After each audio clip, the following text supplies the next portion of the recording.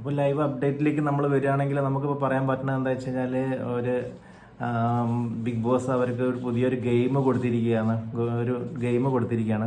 പാത്രം കഴുകുന്ന ഒരു ഗെയിമാണ് കൊടുത്തിരിക്കുന്നത്. അതിൽ വളരെ റിസ്കി ആയിട്ടുള്ള ഒരു ഗെയിമാണിത്. കാരണം പാത്രം ഉരച്ച് എല്ലാവരും നല്ല വൃത്തിയിൽ കഴുകുന്നു. നല്ല അടിപൊളിയായിട്ട് അതിൽ പാർട്ടിസിപ്പേറ്റ് ചെയ്തിട്ടുണ്ട്.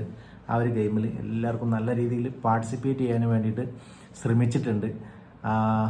നല്ല ഒരു ഗെയിമാണ് നമുക്ക് പറയാൻ പറ്റുന്നത്. അതിൽ വിജയിച്ചത് ആരാന്ന് ചോദിച്ചു കഴിഞ്ഞാൽ ഡെൻ ടീമാണ് വിജയിച്ചത്. ഡെൻ ടീം പൊതുവെ ഒരു ജിൻഡോ മാത്രമേ ഉള്ളൂ അവിടെ കാര്യമായിട്ട് ആ ഡെൻ ടീമിൽ വർക്ക് ചെയ്യാൻ വേണ്ടിയിട്ടുള്ള ജിൻഡോ മാത്രമേ ഉള്ളൂ. പിന്നെ അതിൽ വന്നിട്ട് ജിൻഡോ ഉണ്ട്, നന്ദനുണ്ട്, റസ്മിൻ ഉണ്ട്. ഇവർ 16 പാത്രം കഴുകിയിട്ട് ഇവരാണ് ഫസ്റ്റ് 1ാം സ്ഥാനത്ത് എത്തിയിട്ടുള്ളത്. സെക്കൻഡായിട്ട് വന്നിട്ടുള്ളത് നെക്സ്റ്റ് ടീമാണ്. നെക്സ്റ്റ് ടീം 13 പാത്രങ്ങളാണ് കഴുകിയിട്ടുള്ളത്. അഭിഷേക്, ജാസ്മിൻ, അർജുൻ എന്നിവരാണ്. ഇവർ മാക്സിമം ട്രൈ ചെയ്തിട്ടുണ്ട്, പക്ഷെ അവർക്ക് അവിടെ എത്താൻ പറ്റിയിട്ടില്ല. 13 പാത്രങ്ങളെ ഇവർ കഴുകിയിട്ടുണ്ടായിരുന്നുള്ളൂ. തേർഡായിട്ട് വന്നിട്ടുള്ള പീപ്പിൾസ് ടീമാണ്. അവർ 9 പാത്രമാണ് കഴുകാൻ പറ്റിയിട്ടുള്ളത്. നോറ, അൻസിബ, ശ്രീതു ഇവർക്ക് 9 പാത്രം കഴുകി 3ാം സ്ഥാനം നേടിയിരിക്കുകയാണ്. പിന്നെ ഇതിൽ ജഡ്ജ്മെൻ്റ് എന്ന് പറയുന്നത് വളരെ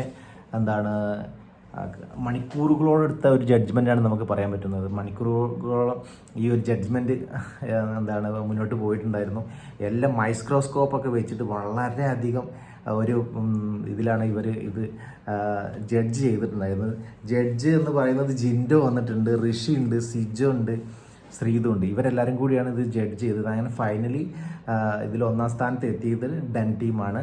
അങ്ങനെ അവരാണ് ഇതിൽ വിജയിച്ചിട്ടുള്ളത്. പിന്നെ നമുക്ക് ലൈവ് അപ്ഡേറ്റിലേക്ക് പറയുകയാണെങ്കിൽ അർജുൻ്റെ അമ്മയുടെ കൂടെ നമ്മളെ ജിൻഡോ വളരെ നല്ല രീതിയിൽ ഡാൻസൊക്കെ ചെയ്ത് മുന്നോട്ട് പോകുന്ന ഒരു കാഴ്ച നമുക്ക് കാണാൻ പറ്റിയിട്ടുണ്ടായിരുന്നു. ജിൻഡോ എല്ലാവരുടെ കൂടെയും നല്ല രീതിയിൽ ഡാൻസും കാര്യങ്ങളൊക്കെ ആയിട്ട് മുന്നോട്ട് പോയിട്ട് കൊണ്ടിരിക്കുന്ന ഒരിതാണ്. ഇനിയിപ്പോൾ ഏതൊരു വ്യക്തിൻ്റെ അടുത്തും ജിൻഡോൻ്റെ പ്രത്യേകിച്ച് അങ്ങനെ നമുക്ക് ഒരു ഇന്ന ആളോട് സംസാരിക്കാൻ പാടില്ല എന്നില്ല. എല്ലാവരുടെ അടുത്തും പോയിട്ട്, റസ്മിൻ്റെ അടുത്ത് പോയിട്ടും എല്ലാവരോടും നല്ല രീതിയിൽ അപ്സര അങ്ങനെ ഒരുവിധ ആൾക്കാരോട് കൂടെ ഡാൻസ് കളിക്കുന്നു.